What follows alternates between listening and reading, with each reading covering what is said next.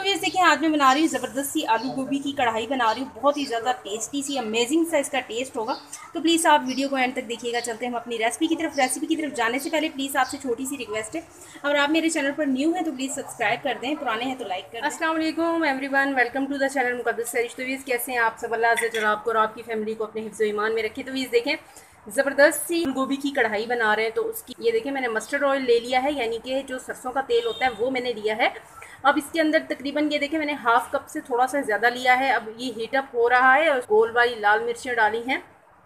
तो mustard oil में बहुत ज़्यादा ज़बरदस्त सा फ्लेवर आएगा। और हमने क्या करना है, इन गोल वाली जो लाल मिर्चें मैंने डाली हैं इनको अच्छी तरह से इसके अंदर फ्लेवर लेकर आना है ऑयल के अंदर।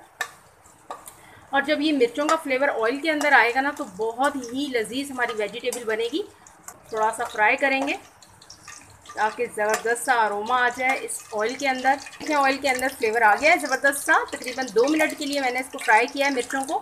तो ये देख लें, अब ये आलू हैं, ये देखिए मीडियम साइज़ के मैंने कट किए हुए हैं।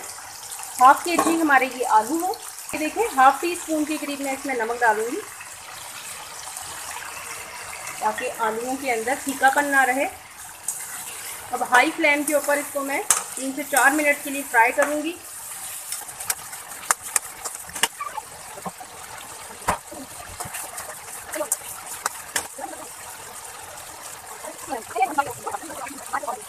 देखें आलू फ्राई हो गए हैं, अब मैं इनको निकाल लेती हूँ।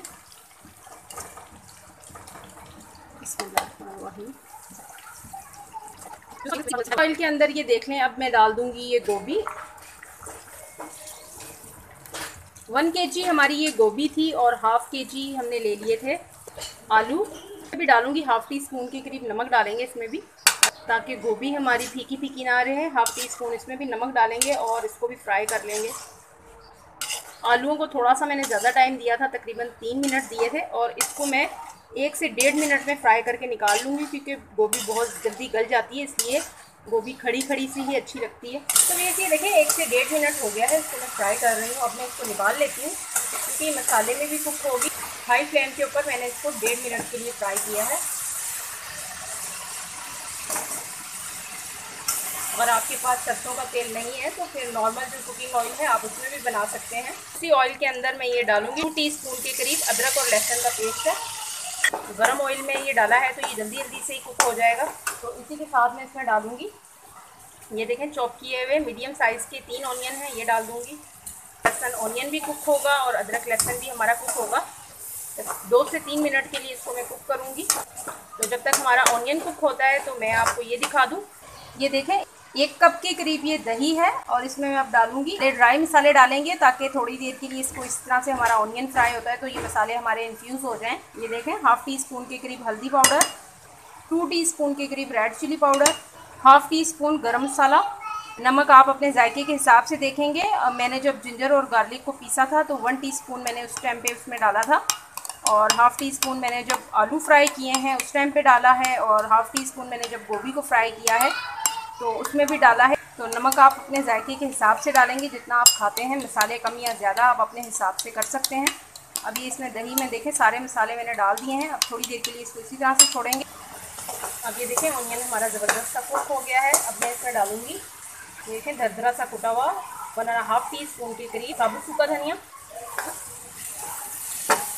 और इसी के साथ मैं डाल दूँगी 2 ये मीडियम साइज़ के टमाटर हैं, इनको ऑमलेट स्टाइल में चॉप किया हुआ है, ये डाल देंगे। अच्छे से टमाटरों को भी सॉफ्ट करूँगी इसमें 2 से 3 मिनट के लिए। इस मसाले को इसी तरह से भूनेंगे। लगाऊँगी पानी का छींटा ताकि टमाटर हमारे अच्छे से सॉफ्ट हो जाएं। अब इसके कुछ सेकंड के लिए कवर लगाऊंगी। बिस्मिल्लाहिर्रहमानिर्रहीम। तो ये देखें ज़बरदस्त सा मसाला ये भून चुका है और टमाटर भी हमारे सॉफ्ट हो गए हैं। अब आपने फ्लेम को बिल्कुल लाइट कर देना है और इन्फ्यूज़ किया हुआ मसाला डालेंगे इसमें। बिस्मिल्लाहिर्रहमानिर्रहीम।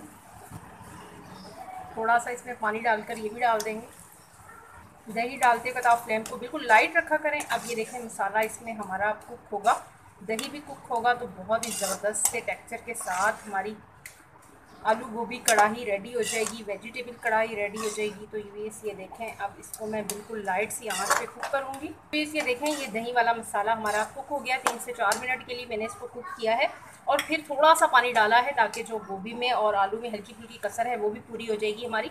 ये देखें 3 से 4 अदद हरी मिर्चें, उनको मैंने इस तरह से बारीक बारीक कट किया हुआ है। इसकी मिक्सिंग करूँगी और फिर मैं इसमें डाल दूँगी ये गोभी जो हमने फ्राई करके निकाली थी, ये डालेंगे। इसके साथ ये जो फ्राई करके आलू निकाले थे ये भी डाल देंगे।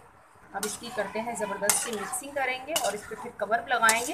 तकरीबन 3 से 4 मिनट के लिए कवर लगाऊंगी इसके ऊपर, ताकि दम के अंदर हल्की फुल्की जो इसमें कसर है वो भी पूरी हो जाएगी। ज़्यादा आपने ओवर कुक नहीं करना, अगर गोभी घुल गई बीच में तो वो उसका टेक्सचर ही ख़राब हो जाएगा, तो इस चीज़ का आपने ख्याल रखना है।